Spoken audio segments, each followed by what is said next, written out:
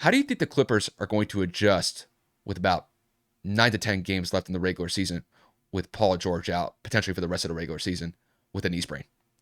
I think the Clippers are going to have to make some severe adjustments. Obviously, we know that he is second fiddle to Kawhi's number one. We know what he can bring to the court when he is healthy. We're talking like 24 points per game.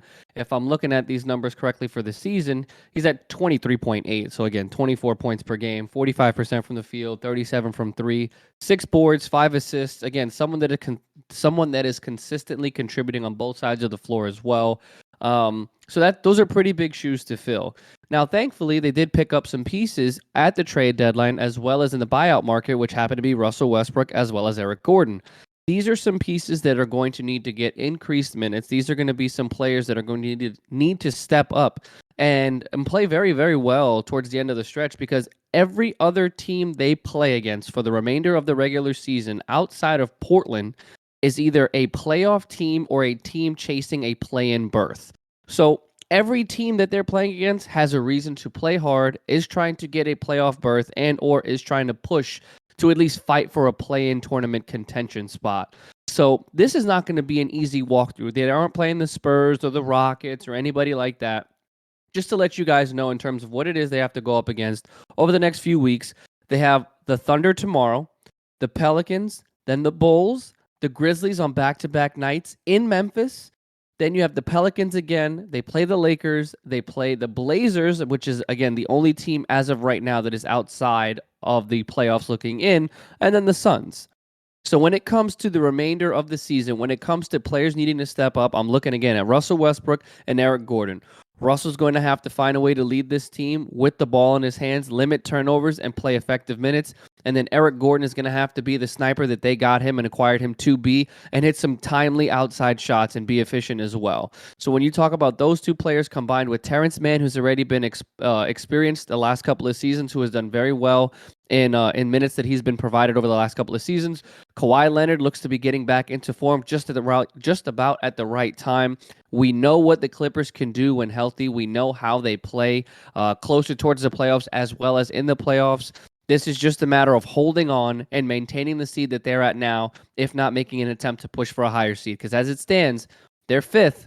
But if they decide to slip with as close as this Western Conference can be, we're talking about the Clippers potentially falling into a play-in tournament situation. So something to be mindful of until Paul George gets back. But this is, again, not going to be any easy feat whatsoever.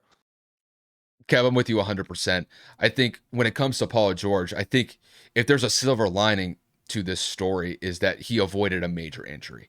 Because when you watch the video, when you watch the replay when he came down awkwardly, when he hyperextended his knee, you just automatically assume worst case scenario, and you're thinking it's like, did he tear a ligament?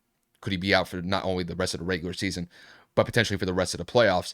And when Woj came out with that tweet Wednesday afternoon saying that he's only going to be out 2 to 3 weeks, I imagine for Clippers fans, the team itself and the organization, they probably took a collective sigh of relief, knowing that, granted, he's probably going to miss the rest of the regular season, but more than likely they'll reassess him at the end of the year. And then hopefully he'll be ready to go at some point in that first round matchup, depending on who they play against. But Kev essentially hit it perfectly as far as I see it. This puts all the pressure on the depth of the Clippers. And the Clippers, as far as I see it, they're a pretty solid team in the Western Conference. Are they top tier like the Nuggets, the Kings, or the Grizzlies? No, but they have the potential to get into that upper echelon of the Western Conference. Obviously, having Paul George goes a long way to helping out their status in that quest, I would say. But when it comes to the next, I would say, 2 weeks that they have for the rest of the regular season, it's going to put some pressure on guys like Russell Westbrook, Eric Gordon, Terrence Mann, Nicholas Batum. These guys are going to have to step up in Paul George's absence and make some critical shots. And not only just on the offensive side, they're going to have to step up defensively.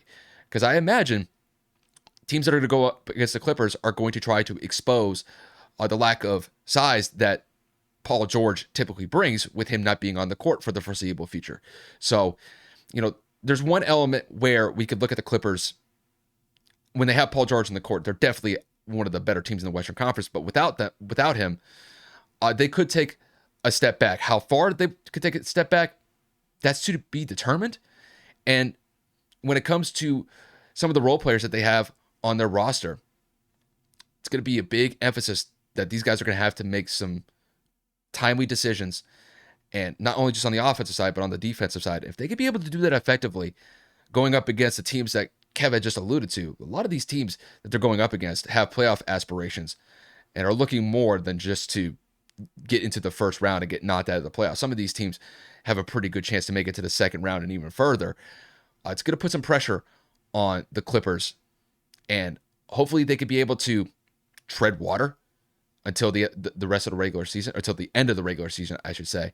But overall, Kawhi's going to have to step up. It's just really everybody's going to have to step up here. And, one man goes down, it's next man up. Typically we always talk about that in the NFL, but it's the same thing in the NBA. Guys goes down with injuries all the time, and guys are going to have to step up. Sometimes it's going to have to take 2-3 players to be able to step up and fill the void of someone like Paul George going down with an injury. So, I'm glad that Paul George is not dealing with a major injury that's going to sideline him for the rest of the regular season and the playoffs. And even further than that, I think, when it comes to that situation, he definitely dodged a bullet. But for the rest of the regular season, they still have a lot of work to do. And like Kev said, if they slip up over these next couple weeks, their seeding in the Western Conference could be significantly impacted. And they could have a disadvantaged situation going into the playoffs if they fall too far down. And it could be even worst case scenario if they play in a play-in tournament, because if they don't have Paul George in that play-in tournament situation, if they don't play A+ basketball, they could be out of the playoffs when they were the 5th seed in the Western Conference, which would just be a disaster scenario for them. I don't really see that happening. I think that they still will make the playoffs. The play-in tournament, they're teetering with that, and it doesn't really take much to get into a position like that, knowing where the Western Conference is right now. But it's going to be a team effort here. They're going to have to step up in Paul George's absence, and they're going to have to play some pretty good basketball, not only offensively, but defensively. But I'll just leave it at that.